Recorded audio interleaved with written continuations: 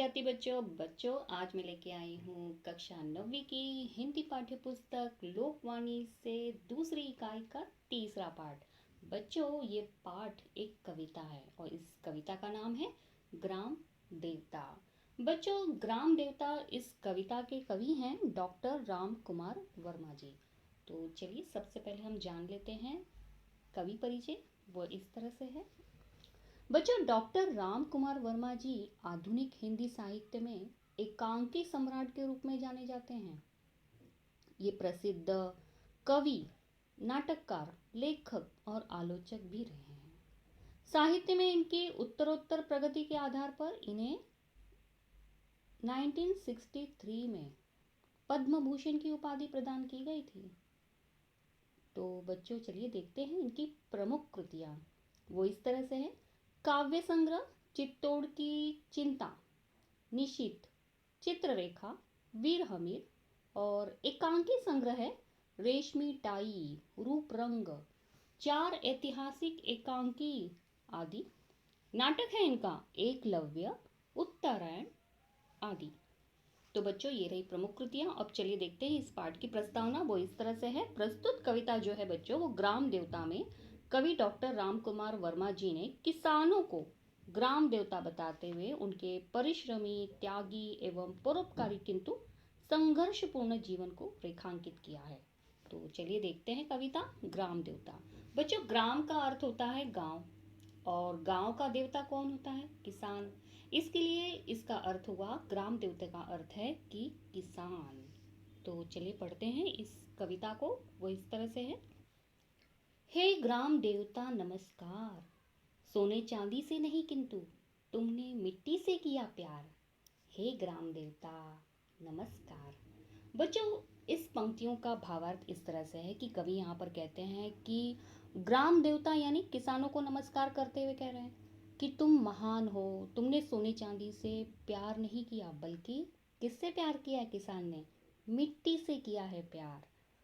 हे ग्राम देवता, तुम्हें मैं नमस्कार करता हूँ। इस तरह से कवि यहाँ पर ग्राम देवता को अभिवादन कर रहे हैं, ऐसा प्रतीत हो रहा है। बच्चों, अगली पंक्तियां वो इस तरह से हैं। जन कोलाहल से दूर, कहीं एकांकी सिमटा सा निवास, रवि शशि का उतना नहीं कि जितना प्राणों का होता प्रकाश। बच्चों, इन पंक्तियों का भावार्थ इस तरह से है। जैसे पहले बता दूं कि कोलाहल का अर्थ होता है शोरगुल की जगह, सिमटा सा यानी छोटा सा होता है, निवास यानी घर होता है, और रवि और शशि यानी सूर्य और चांद, इन्हें कहा गया है। तो बच्चों, इन पंक्तियों में कवि इस तरह से कह रहे हैं कि किसान किसान जो है वो शोरगुल से दूर कहीं अकेले में इनका एक छोटा सा घर होता है यानी निवास होता है। और सूर्य और चांद में भी उतना प्रकाश नहीं है जितना तुम्हारे प्राणों का यानी शक्ति का प्रकाश होता है। ऐसे कवि यहाँ पर किसान के बारे में कह रहे हैं और उन्हें नमस्कार कर रहे हैं। कह रहे हैं ग्राम देवता तुम्हें नमस्कार। तो इस तरह से कवि इन पंक्तियों में गुण बता रहे हैं किसान के कि वो किस तरह से रहता है। तो चलो बच्चे अगली पंक्तियां देखते हैं। वो इस तरह से हैं। श्रम वैभव के बल पर करते हो जड़ में चेतन का विकास, दानों दानों से फूट रहे सौ सौ दानों के हरे हास। यह है न पसीने की धारा, यह गंगा की है धवल धारा। हे ग्राम देवता नमस्कार। बच्चों, यहाँ पे कुछ शब्द आए हैं। शब्दार्थ की उन्हें कहा गया कि श्रम देवता यानी अधिक मेहनत करना, मेहनत का खजाना। जड़ यहाँ पे यानी निर्जीव यानी बंजर जमीन जो उसे कहा गया। और चेतन कहा गया है यहाँ पे जो उपजाऊ है जीव। और फूटना यानी अंकुरित होना यानी। और हास का मतलब होता है हंसी। और धवल यानी शुभ्र यानी स्वच्छ, उसे कहा गया। बच्चों, इन पंक्तियों में कवि इस तरह से कहते हैं कि तुम परिश्रम की शक्ति के बल पर यानी किसान अपनी शक्ति के बल पर जो बंजर जमीन को भी उपजाऊ करके यानी जो जिस जमीन में कुछ हो नहीं सकता उस जमीन में भी वो कुछ न कुछ उगाकर हरी भरी फसलों का विकास करते हैं। और जिसमें एक एक दाने के बीज से सौ सौ दानों की हंसी फूट पड़ती है। इस तरह से उन पंक्तियों में वो कह रहे हैं। अर्थात तुम्हारे परिश्रम से बंजर जमीन भी लहलहा उठती है। कवि का तात्पर्य ये है कि हे किसान, तुम्हारे शरीर से जो निकलने वाले पसीने की धारा सिर्फ पसीने की धारा नहीं है, बल्कि एक गंगा की स्वच्छ धारा के समान है। तो कवि कहते हैं, हे ग्राम देवता, तुम्हें मेरा नमस्कार। तो बच्चों, चलते हैं अगली पंक्तियों पर। वो इस तरह से है, जो है गतिशील सभी ऋतु में, गर्मी वर्षा हो या कि ठंड, जग को देते हो पुरस्कार, देकर अपने को कठिन दंड। झोपड़ी झुकाकर तुम अपनी ऊंचे करते हो राजद्वार, हे ग्राम देवता नमस्कार। बच्चों, इन पंक्तियों में कवि देखिए, इन कुछ शब्द हैं, गतिशील यानी परिश्रमी होना और दंड यानी सजा होना।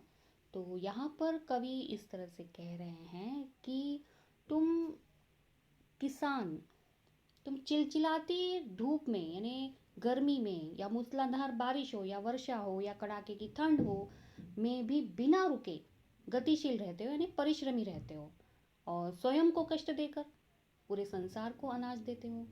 अनाज का ये पुरस्कार हमेशा देते रहते हो, और खुद टूटी फूटी झोपड़ी में रहकर सभी देशवासियों को मान सम्मान देते हो और देश का मान बढ़ाते हो।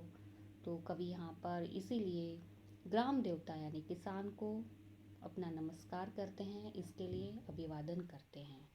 तो चलिए देखते हैं अगली पंक्तियाँ, वो इस तरह से हैं, तुम जन गण मन अधिनायक हो, तुम हंसो कि फूले फले देश, आओ सिंहासन पर बैठो, ये राज्य तुम्हारा है अशेष। बच्चों, इन पंक्तियों में कवि कहते हैं कि पंक्तियों में अधिनायक शब्द यानी शासक कहा गया है उसे, उसका अर्थ होता है अशेष यानी बाकी न होना। तो यहाँ पर कवि कहते हैं कि हे किसान, तुम लोगों के मन के शासक हो, तुम हमेशा प्रसन्नचित्त रहा करो, जिससे कि हमारा देश फूलता फलता रहे। तो आओ इस सिंहासन पर बैठो, जिससे ये राज्य सिंहासन अशेष न हो, अर्थात खाली न हो। इस तरह से कवि यहाँ पर ग्राम देवता को महत्व देके, उन्हें अच्छी उपाधि देके उनका अभिवादन कर रहे हैं, उन्हें नमस्कार कर रहे हैं। और चलिए देखते हैं आखिरी पंक्तियाँ, वो इस तरह से है, उर्वरा भूमि के नए खेत, के नए धान्य से सजे वेश, तुम भू पर रहकर भूमि भार, धारण करते हो मनुज शेष। अपनी कविता से आज तुम्हारी विमल आरती लो उतार, हे ग्राम देवता नमस्कार।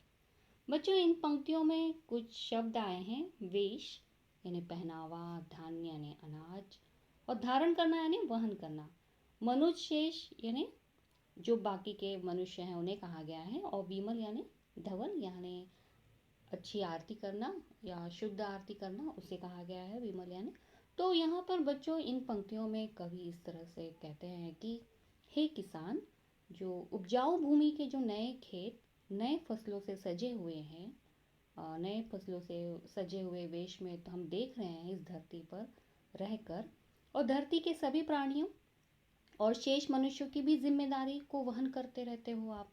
इसलिए मैं अपनी कविता से आज तुम्हारा स्वागत करता हूँ, हे ग्राम देवता तुम्हें मेरा नमस्कार। तो इस तरह से कवि यहाँ पर हर बार ग्राम देवता किसान का स्वागत करते हैं, उन्हें रिस्पेक्ट देते हैं, आदर करते हैं, उनकी आरती उतारना चाहते हैं। आप लोगों ने देखा ही होगा, वो इस तरह से है।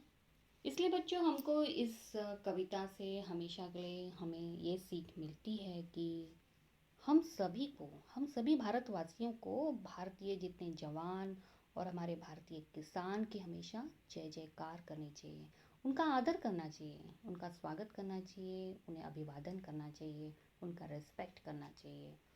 तो उम्मीद करती हूँ कि आप लोगों को ये कविता अच्छी तरह से समझ में आ ही गई होगी, और इस कविता का आशय जो कवि कहना चाहते हैं, उस कविता का आशय आप लोगों को अच्छी तरह से समझ में आ ही गया होगा। तो अगर आपको ये कविता, ये वीडियो अच्छी तरह से समझ में आ गई तो बच्चों इसे आगे ज़रूर शेयर करिएगा। तो चलिए फिर मिलते हैं, तब तक के लिए धन्यवाद।